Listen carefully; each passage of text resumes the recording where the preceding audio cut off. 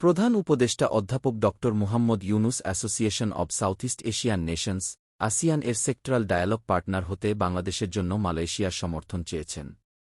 শুক্রবার ৪ October hotel ইন্টারকন্টিনেন্টালে দ্বিপক্ষীয় বৈঠকের পর মালয়েশিয়ার প্রধানমন্ত্রী আনোয়ার ইব্রাহিমের সঙ্গে যৌথ প্রেস ব্রিফিংয়ে তিনি বলেন, আমরা ২০২৫ সালে আসিয়ানের আসন্ন সভাপতি পদে মালয়েশিয়াকে অভিনন্দন জানাই।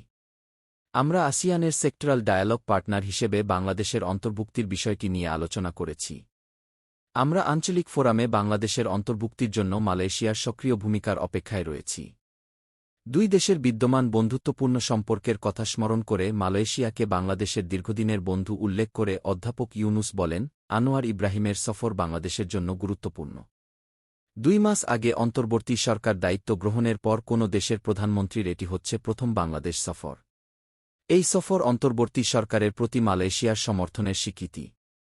দুই নেতার মধ্যে দ্বিপক্ষীয় আলোচনা সম্পর্কে তিনি বলেন, তারা উভয়ই দীর্ঘদিনের দ্বিপক্ষীয় ইস্যুগুলোকে জারদার করতে তাদের প্রতিশ্রুতি পুনর্ব্যক্ত করেছেন। প্রধান উপদেষ্টা বলেন, আলোচনায় বাংলাদেশের দ্বিতীয় বিপ্লব নজিরবিহীন গণআন্দোলন বিশেষ গুরুত্ব পেয়েছে। শিক্ষার্থীরা তাদের স্বাধীনতা ও বৈষম্যমুক্ত নতুন বাংলাদেশ গড়ার জন্য তাদের জীবন বিসর্জন দিয়েছে উল্লেখ করে তিনি বলেন, অন্তর্বর্তী সরকার একটি অন্তর্ভুক্তিমূলক ও ন্যায়বিচারপূর্ণ বাংলাদেশ গড়তে প্রতিশ্রুতিবদ্ধ।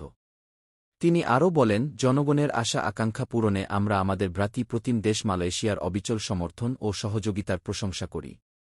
অভিন্ন মূল্যবোধ, আস্থা ও জনগণের কল্যাণের স্বীকৃতির মাধ্যমে দ্বিপক্ষীয় সম্পর্ক জোরদার করার কথা উল্লেখ করে অধ্যাপক ইউনুস বলেন, তারা সহযোগিতা, বাণিজ্য ও বিনিয়োগ এবং সংস্কৃতির ক্ষেত্র নিয়ে আলোচনা করেছেন।